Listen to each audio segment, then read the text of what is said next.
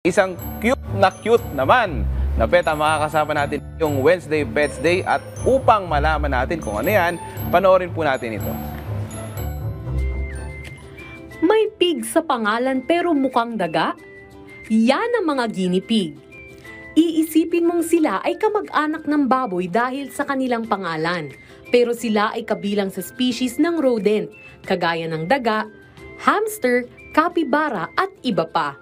Ang guinea pigs ay social companion animals. Ibig sabihin, kailangan nila ng araw-araw na interaction.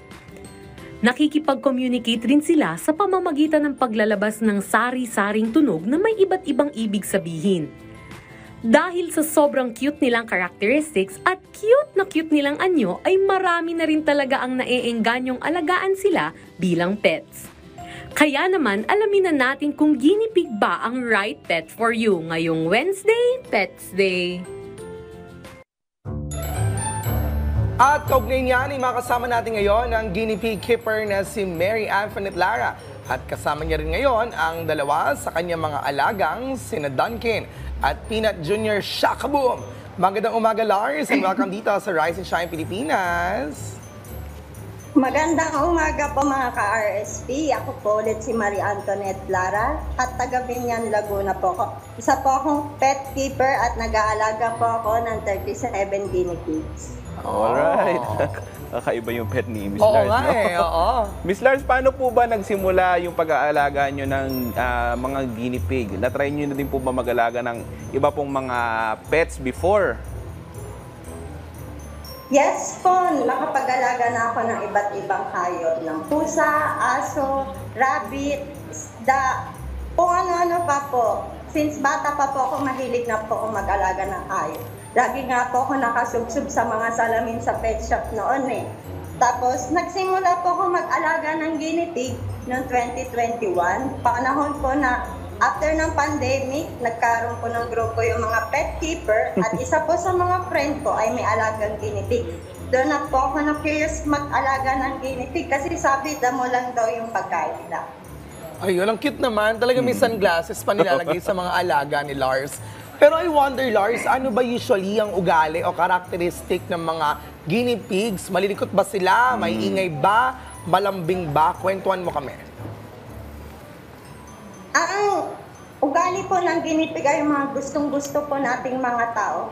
Sila po ay mahilig humilata, kumain at matulog. Ayun, Malambing po sila nonchalant. pero may ilang guinea pig na ayaw po na hahawakan sila. Ayun, nonchalant pala yan. Oo.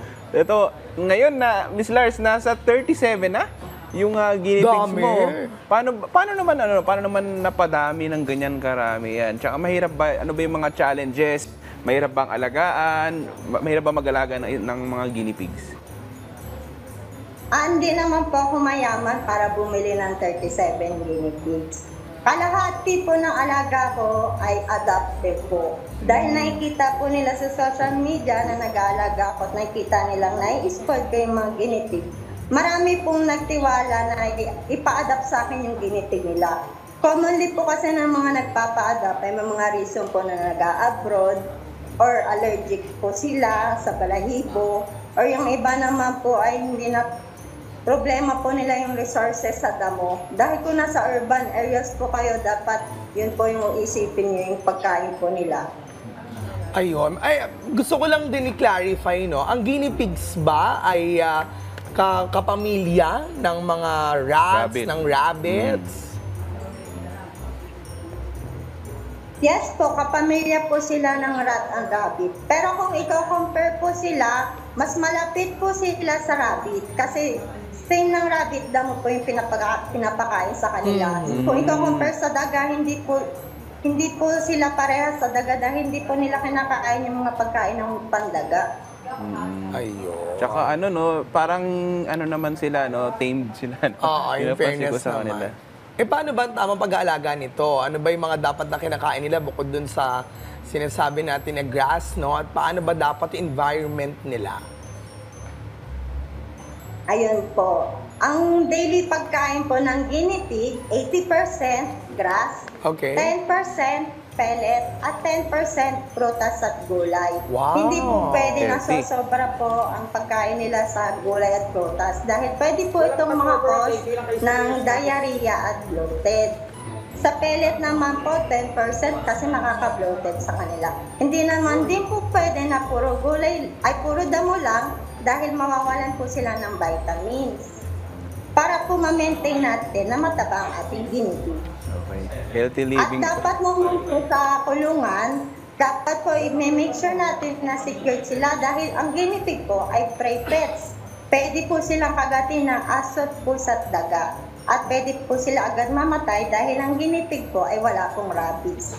Ayun. Gusto sana ni Daniel maging guinea pig, pero sinabi mo mamatay, huwag na daw muna.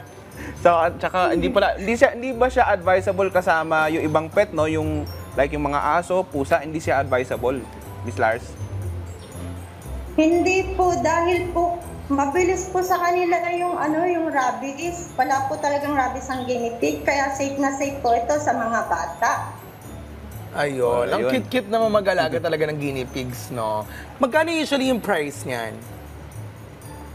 Ang price po ng guinea pig ngayon sa market, nag-i-start po ito sa 1,000.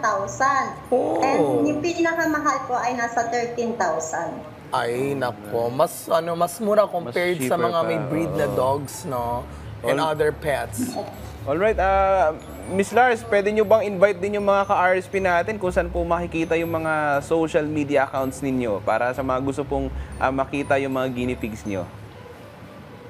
Ayun. Ini-invite ko po kayo mga ka-RSP na i-follow niyo po ako sa aking account, sa FB account na Marie Antoinette Lara or ang aking FB page na Lars Carberry para po matuto pa po kayo sa tamang pag-aalaga ng guinea pig. Again, maraming salamat po. Maraming salamat din, Lars, sa pagsama sa amin ngayong umaga at sa pagpapakilala sa amin ng inyong mga alagang guinea pigs. Again, thank you and stay safe sa inyo ng inyong mga guinea pigs. Salamat po.